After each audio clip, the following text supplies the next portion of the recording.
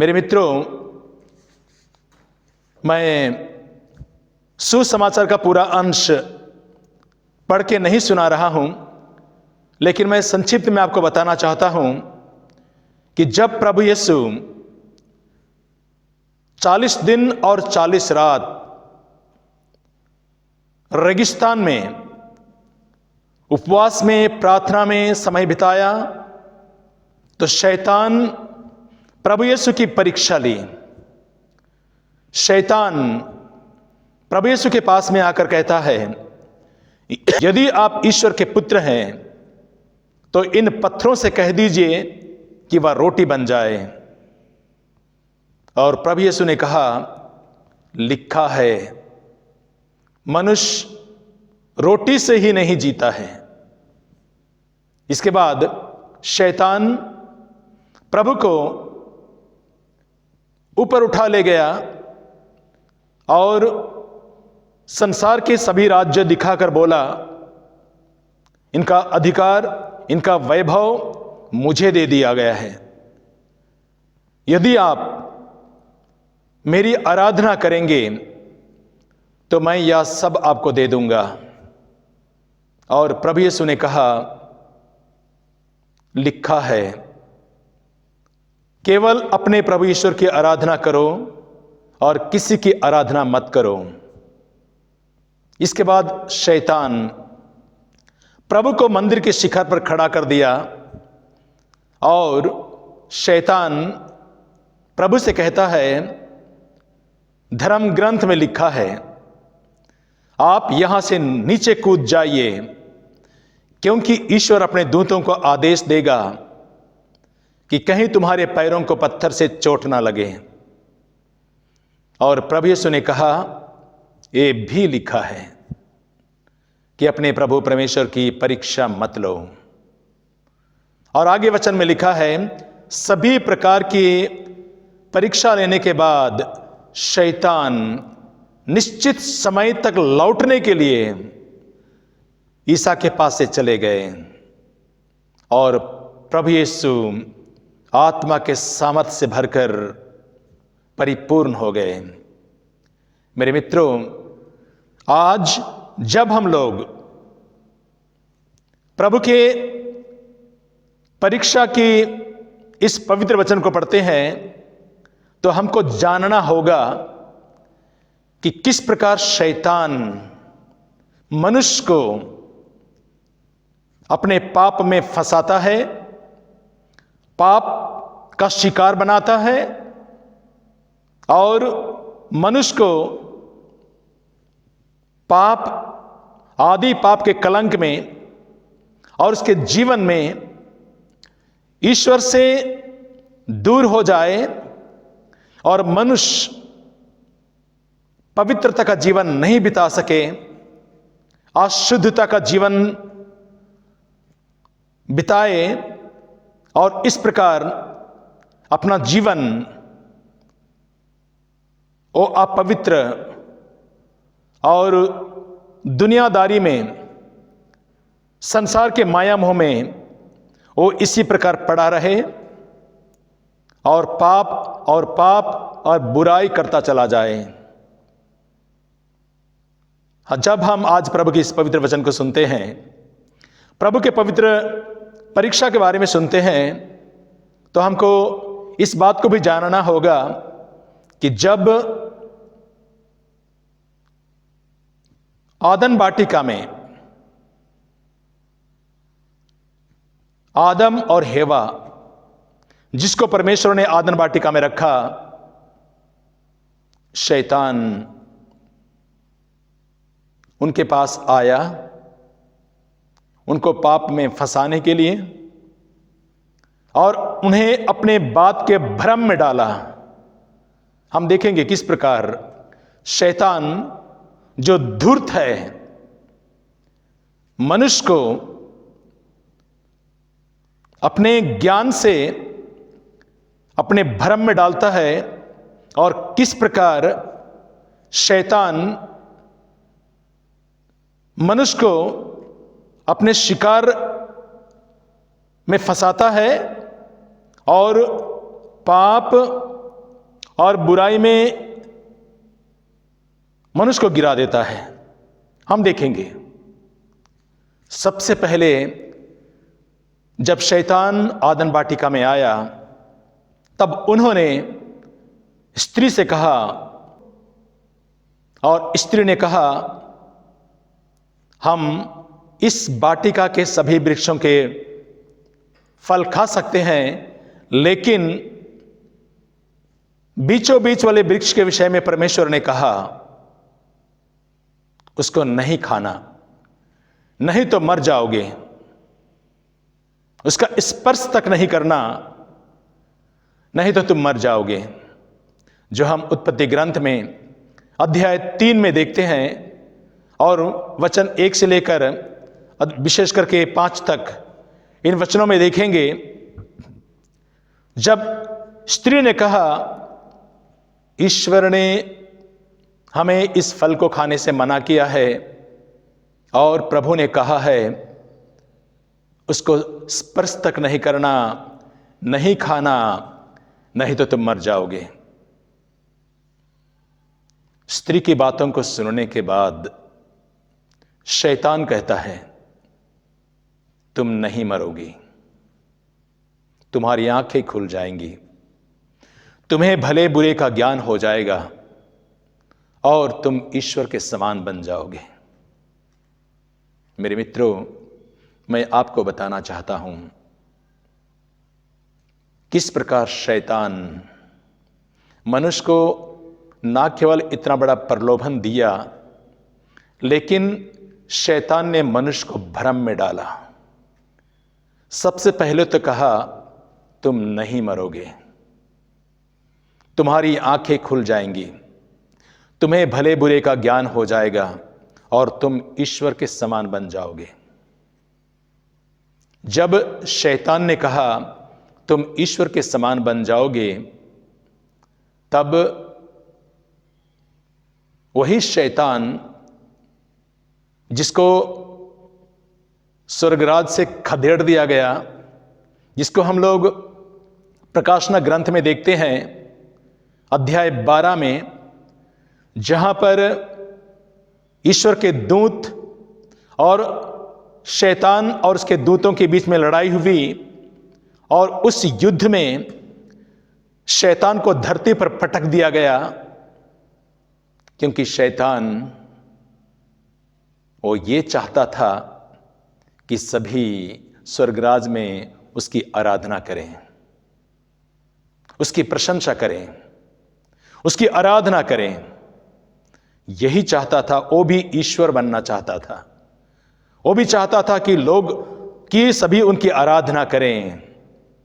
वो अपने आप को ये दिखाना चाहता था कि मैं शक्तिशाली हूं, मैं ईश्वर के समान हूं, और ईश्वर की तरह वह बनना चाहता था। जब उसको धरती पर पटक दिया गया, तब अब वो शैतान आदन वाटिका में भी वही कह रहा है, तुम नहीं मरोगी, तुम्हें भले बुरे का ज्ञान हो जाएगा, तुम्हारी आंखें खुल जाएंगी और तुम ईश्वर के समान बन जाओगे। शैतान ने कहा तुम ईश्वर के समान बन जाओगे, क्योंकि शैतान वो खुद ईश्वर के समान बनना चाहता था, इसीलिए वो इस धरती पर पटक दिया गया। Hallelujah, hallelujah. मेरे मित्रों, मैं आपको जब प्रभु यीशु के इस प्रलोभन के विषय में बताना चाहता हूं, तो मैं आपको ये पृष्ठभूमि मैं दे रहा हूं, जिसे आपको यह जानना जरूरी है कि क्यों प्रभु यीशु संसार में आए, क्यों प्रभु यीशु 40 दिन और 40 रात रेगिस्तान में प्रार्थना में उपवास में जीवन बिताया, और क्यों प्रभु यीशु रेगिस्तान में उपवास और प्रार्थना करने के साथ साथ वो ना केवल शैतान को पछाड़ना चाहता था, क्योंकि शैतान ने मनुष्य को आदि पाप के कलंक में गिराया था, और प्रभु यीशु संसार में इसलिए आए क्योंकि प्रभु यीशु मनुष्य को आदि पाप के कलंक से मुक्ति देना चाहते थे। शैतान आदन वाटिका में बहुत बड़ा तमाशा किया, मनुष्य को भ्रम में डाला। तुम्हारी आंखें खुल जाएंगी, तुम्हें भले बुरे का ज्ञान हो जाएगा, तुम ईश्वर के समान बन जाओगे। और इसी भ्रम में डालने के बाद स्त्री और आदम और हेवा ने उन्होंने फल खाया और उन्होंने ईश्वर की आज्ञा का भंग किया। इतना बड़ा भ्रम। हम सभी लोग जानते हैं कि प्रभु ये जानते हैं कि वे फल खाने के बाद वे ईश्वर के समान नहीं बन पाए, लेकिन शैतान ने कहा था तुम ईश्वर के समान बन जाओगे, तुम्हारी आंखें खुल जाएंगी, तुम नहीं मरोगे। इतना बड़ा झूठ, इतना बड़ा भ्रम। तो किस प्रकार शैतान मनुष्य को पाप में फंसाता है, जाल बिछाता है, डालता है और उसके बाद बहुत बड़ा लालच देता है। इसलिए प्रभु यीशु ने संत यूहन्ना के सुसमाचार में अध्याय 8 में और वचन 44 में कहते हैं, प्रभु यीशु कहते हैं शैतान झूठ का पिता है, वो झूठा है और वह हत्यारा है। प्रभु यीशु ने बताया संत यूहन्ना के सुसमाचार में अध्याय 8 वचन 44 में, शैतान झूठा है, शैतान हत्यारा है, शैतान झूठ का पिता है। प्रभु यीशु अच्छी तरह से जानते थे। इसलिए मेरे मित्रों, जब शैतान जो हत्यारा है, झूठ का पिता है और वो पाप और बुराई में जीवन बिताते हुए वो मनुष्य पाप में जीवन बिताए, उस परमेश्वर की आराधना नहीं कर पाए, इसीलिए शैतान मनुष्य को भ्रम में डालता है।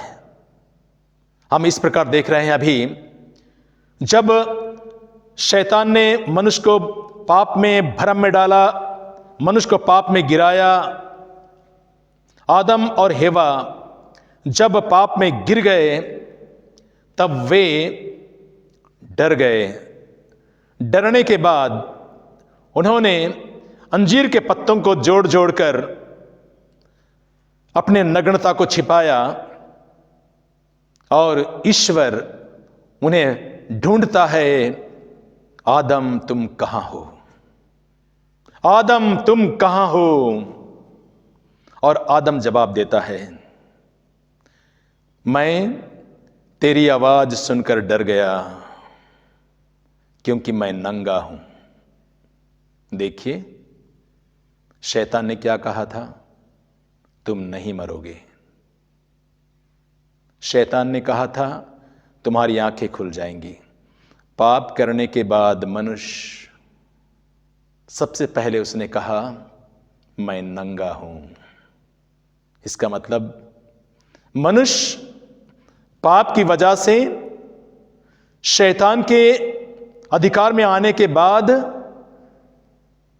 उसके चंगुल में आने के बाद अब मनुष्य कहता है कि मैं बेकार हूं, मुझ में हीनता की भावना आ गई है, मैं कुछ नहीं हूं, मैंने अपने जीवन में इतना बड़ा अपराध किया है। और उसके जीवन से पवित्रता खत्म हो गई। उसके अंदर से जो ईश्वर ने जो प्राज्ञा, जो ज्ञान, जो बुद्धि, जो पवित्रता उनको प्रदान की थी, वो पवित्रता मनुष्य के जीवन से नष्ट हो गया और मनुष्य कहता है मैं नंगा हूं।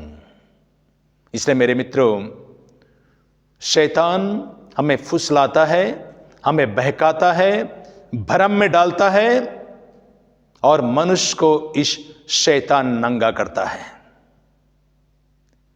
मेरे मित्रों, प्रभु यीशु इस संसार में जब आए मनुष्य का रूप लेकर, मनुष्य बनकर जब इस धरती पर आए तो मनुष्य को आदि पाप के कलंक से बचाने के लिए, मुक्ति देने के लिए, शैतान के इस चंगुल से छुटकारा देने के लिए प्रभु यीशु संसार में आए। और आज जब हम लोग सुसमाचार को सुनते हैं तो हम लोग देखेंगे जो प्रलोभन शैतान ने आदम वाटिका में आदम और हेवा को दिया था, वही प्रलोभन शैतान रेगिस्तान में भी प्रभु यीशु को वही प्रलोभन देता है। शैतान ने प्रभु यीशु से क्या कहा? सबसे पहले शैतान ने कहा, यदि आप ईश्वर के पुत्र हैं तो इन पत्थरों से कह दीजिए कि वह रोटी बन जाए। देखिए, सबसे पहले शैतान ने प्रभु यीशु को भूख का लालच दिया, खाने का लालच दिया। आदम वाटिका में यही कहा था, क्या परमेश्वर ने तुमको इस वाटिका के किसी वृक्ष के फल को खाने से मना किया है? खाने से मना किया है? भोजन के बारे बातें करता है। अभी प्रभु यीशु से वही कह रहा है शैतान, यदि आप ईश्वर के पुत्र हैं तो इन पत्थरों से कह दीजिए कि यह रोटी बन जाए। इसका मतलब शैतान प्रभु यीशु को भ्रम में डाल रहा है। यदि आप ईश्वर के पुत्र हैं तो आप इस पत्थर को रोटी बना लीजिए। ईश्वर का पुत्र पत्थर को रोटी बना सकता है, शैतान जानता है। यदि आप ईश्वर के पुत्र हैं तो इस पत्थर को रोटी बना लीजिए। प्रभु यीशु ने जवाब दिया, मनुष्य रोटी से ही नहीं जीता है। प्रभु यीशु ने कहा, लिखा है मनुष्य रोटी से ही नहीं जीता है। तो प्रभु यीशु ने शैतान को यहां पर सबसे पहले उसको धाराशायी कर दिया। उसके भ्रम में नहीं आया प्रभु यीशु। Hallelujah, hallelujah, hallelujah. मेरे मित्रों, प्रभु यीशु ने कहा, लिखा है मनुष्य केवल रोटी से ही नहीं जीता है। आदम वाटिका में शैतान ने आदम और हेवा को फल खाने के लिए भोजन का लालच दिया था। प्रभु यीशु से भी वही भोजन का लालच, पत्थर को रोटी बना लो। मनुष्य का पुत्र यदि वह ईश्वर का पुत्र है तो पत्थर को रोटी बना सकता है, शैतान जानता है।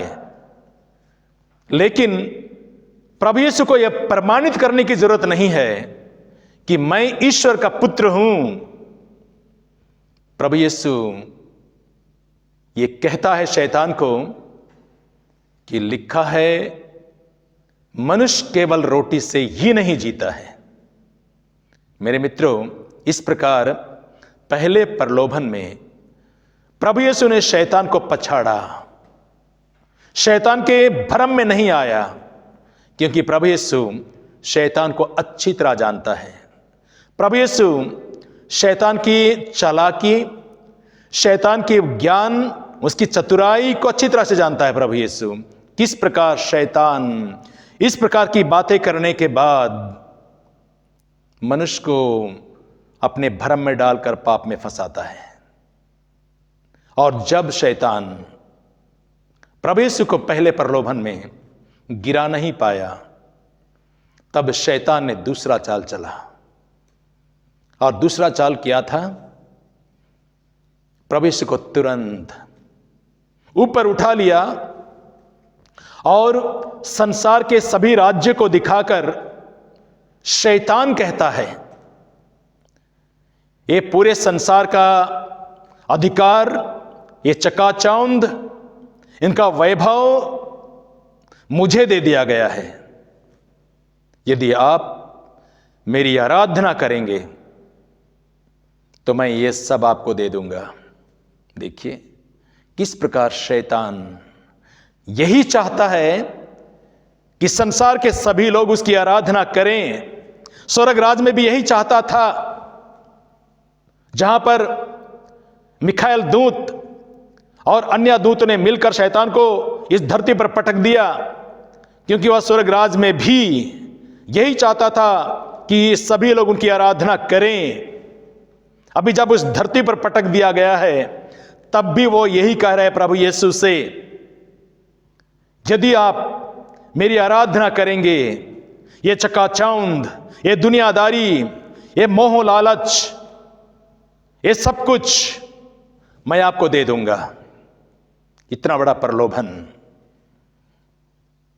मेरे मित्रों, प्रभु यीशु ने जवाब दिया, सुनिएगा अच्छी तरह से।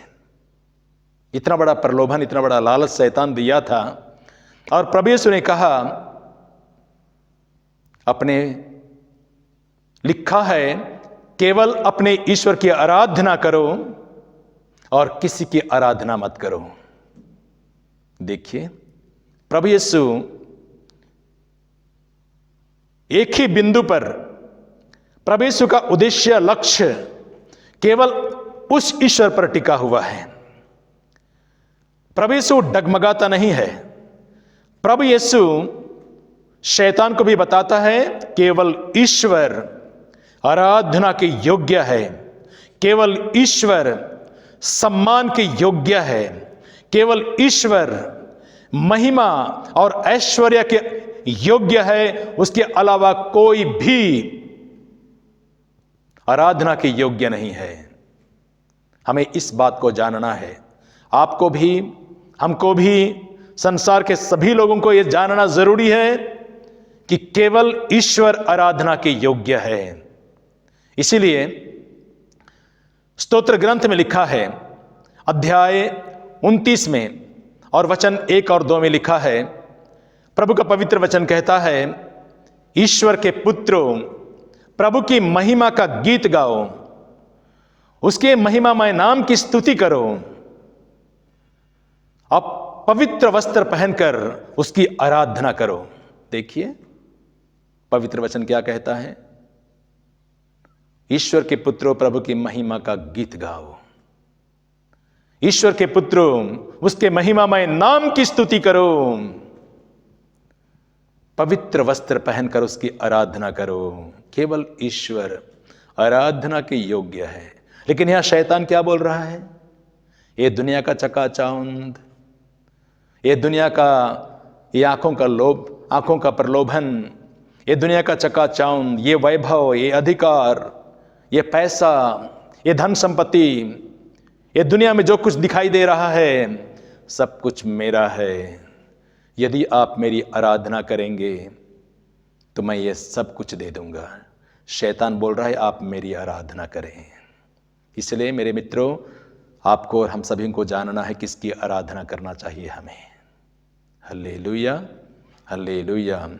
मेरे मित्रों, जब हम लोग आज इस वचन को सुनते हैं तो हम लोग देखेंगे संत यूहन्ना के पहले पत्र में अध्याय 2 में और वचन 16 में लिखा है, पवित्र वचन कहता है, इस संसार में शरीर की वासना, आंखों का लोभ और धन संपत्ति का घमंड है, जो ईश्वर से नहीं बल्कि संसार से आता है। पवित्र वचन कहता है ये संसार, ये ईश्वर से नहीं बल्कि संसार से आता। शरीर की वासना, आंखों का लोभ, धन संपत्ति का घमंड। तो मेरे मित्रों, हम ये देख रहे हैं कि किस प्रकार शैतान जो कहता है ये दुनिया का चकाचौंध, ये दुनिया का वैभव, ये शरीर की वासना, आंखों का लोभ, आज पूरी दुनिया इसके पीछे पागल है। लोग आज धन कमाना चाहते हैं, लोग नाम कमाना चाहते हैं, आज लोग पैसे के बलबूते पर आज वे लोग इतनी ऊंचाई पर चले गए हैं दुनिया की दृष्टि में, और वे लोग ईश्वर को, अपने प्रभु को भूल जाते हैं, उस परमेश्वर को भूल जाते हैं। शैतान कहता है यदि तुम मेरी आराधना करोगे सब कुछ तुम्हें दे दूंगा।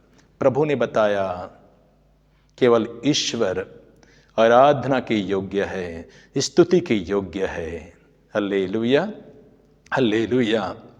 मेरे मित्रों, इसके बाद जब दूसरे प्रलोभन में भी शैतान ने प्रभु यीशु को हरा नहीं पाया, तब शैतान तीसरा चाल चलता है। हमारी जिंदगी में भी, आपकी जिंदगी में भी जब हम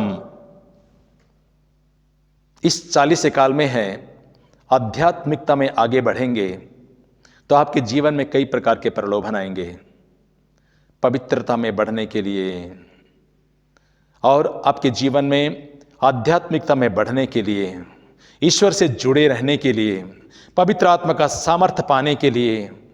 और किस प्रकार जब हम पवित्रता में, आध्यात्मिकता में आगे बढ़ते हैं, तो हमारे जीवन में इसी प्रकार के कई प्रलोभन आ सकते हैं।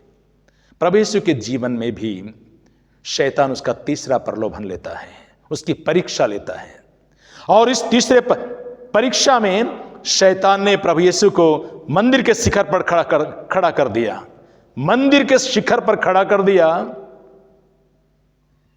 और शैतान प्रभु यीशु से कहता है, लिखा है,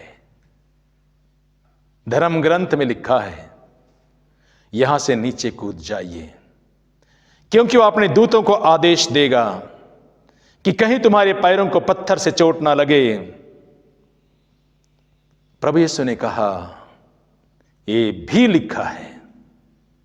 देखिए, शैतान भी वचन जानता है। शैतान, उसने कहा धर्म ग्रंथ में लिखा है, तो प्रभु यीशु ने इस बात को अस्वीकार नहीं किया, यह बात जरूर लिखा हुआ है। लेकिन प्रभु यीशु शैतान से यह भी कहता है, यह भी तो लिखा है। क्या लिखा है? प्रभु यीशु बताया।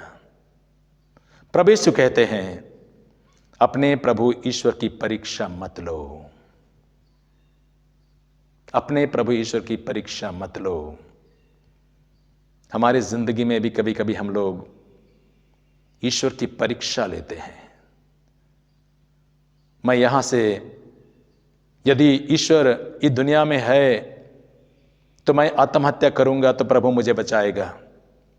कभी कभी हम लोग सोचते हैं कि हम घर से निकल जाएंगे, हम दूर चले जाएंगे, हम घर को छोड़ देंगे तो ईश्वर जरूर मुझे वापस ले आएगा। और हम लोग कभी कभी ना केवल इस प्रकार प्रभु ईश्वर की परीक्षा लेते हैं, लेकिन अपने ज्ञान, अपनी बुद्धि, अपने तर्क पर भी हम परमेश्वर की परीक्षा लेते हैं। प्रभु यीशु जो ईश्वर है, प्रभु यीशु जो प्रज्ञा और ज्ञान का भंडार है, वो प्रभु यीशु कहता है, अपने ईश्वर की परीक्षा मत लो। Hallelujah, hallelujah. तो मेरे मित्रों, जब हम लोग इस 40 काल में हैं, तो जब हम लोग प्रार्थना का समय है, उपवास का समय है, भोजन से परहेज करने का समय है, और जब हमको पवित्रता में बढ़ने का समय है, तो हम इस बात को याद रखना होगा कि इस 40 काल में आपके मन में कोई गलत धारणा प्रवेश ना करे, कोई गलत विचार धारणा ना करे, प्रवेश ना करे, कोई गलत सोच विचार आपके मन में नहीं आवे। इसके लिए आपको प्रभु से जुड़ना पड़ेगा, प्रभु में रहना पड़ेगा। नहीं तो आपके मन में गंदगी विचार, बुरे विचार और गलत फहमियां और कई प्रकार के आपको आपके लक्ष्य से भटकाने वाले कई प्रकार के सोच विचार आपके मन में आ सकते हैं। इसलिए आपको प्रभु से जुड़ने की जरूरत है। जिस प्रकार प्रभु यीशु ने बताया, एक ही लक्ष्य, केवल अपने ईश्वर की आराधना करो। एक ही लक्ष्य, अपने प्रभु की परीक्षा मत लो। तो मेरे मित्रों, जब हम लोग इस 40 काल पर हैं, तो हमको प्रभु के साथ जुड़े रहने की आवश्यकता है। क्योंकि जब प्रभु यीशु की परीक्षा ली गई जब वो मनुष्य बनकर के संसार में आया, और शैतान जब प्रभु यीशु को भी परीक्षा लेने के लिए नहीं छोड़ा, तो आपको और हमको भी शैतान कभी भी किसी भी वक्त हमारी परीक्षा ले सकता है। इसीलिए इब्रानियों के पत्र में लिखा है, अध्याय 2 में और वचन 18 में लिखा है, 17 और 18 में लिखा है, पवित्र वचन कहता है, उन्होंने इब्राहिम के वंशजों की शुद्धि ली। वे स्वर्गदूतों की नहीं बल्कि इब्राहिम के वंशजों की शुद्धि ली, और दयालु और ईमानदार प्रधान याजक के रूप में हमारे पापों का प्रायश्चित कर सके। दयालु और ईमानदार प्रधान याजक के रूप में हमारे पापों का प्रायश्चित कर सके, क्योंकि उनकी परीक्षा ली गई। वचन में लिखा है, क्योंकि उनकी परीक्षा हमारी ही तरह ली गई। इसीलिए प्रभु यीशु हमारी परीक्षा के समय में, आपके जीवन की परीक्षा के समय में प्रभु यीशु हमसे सहानुभूति रख सकते हैं। जब परीक्षा का घड़ी आता है तो इस वक्त, उस ऐसे समय में हमें प्रभु की शरण में, हमारे परिवार को प्रभु के शरण में जाने की जरूरत है, क्योंकि ऐसे क्षण में जिस प्रभु यीशु ने शैतान को हराया, ज्ञान में, बुद्धि में, प्रज्ञा में, चतुराई में, प्रभु यीशु वचन में हराया, हर चीज में शैतान को हराया, वही प्रभु यीशु जब हमारी जिंदगी में प्रलोभन आते हैं, परीक्षा आती है, तो वही प्रभु यीशु हमारे जीवन की रक्षा करेंगे, क्योंकि उनकी परीक्षा ली गई है। और जिस प्रभु की परीक्षा ली गई, जब हम उसके शरण में रहेंगे तो ईश्वर हमारी रक्षा करेंगे। वही प्रभु यीशु जिसने शैतान को हराया, जिसकी परीक्षा ली गई। मेरे मित्रों, जब आपके जीवन में, आपके परिवार में मुसीबतें आती है, प्रलोभन आता है, आपके जीवन में कभी कभी लगता है कि सब कुछ उल्टा फुल्टा हो रहा है, मेरे सोच के अनुसार नहीं हो रहा है, और आप कभी कभी आप डगमगा जाते हैं, आप प्रभु के शरण में रहिए। मैं प्रभु से प्रार्थना करता हूं कि प्रभु आपको आशीष दे। इस 40 काल में आपके माइंड को, आपके हृदय को, आपके सोच विचार को प्रभु एकाग्र होने के लिए आपको आशीष प्रदान करे, और प्रभु यीशु कलवारी बलिदान के पवित्र रक्त के द्वारा आपके जीवन और आपके परिवार की रक्षा करे। सभी लोगों को जय यीशु।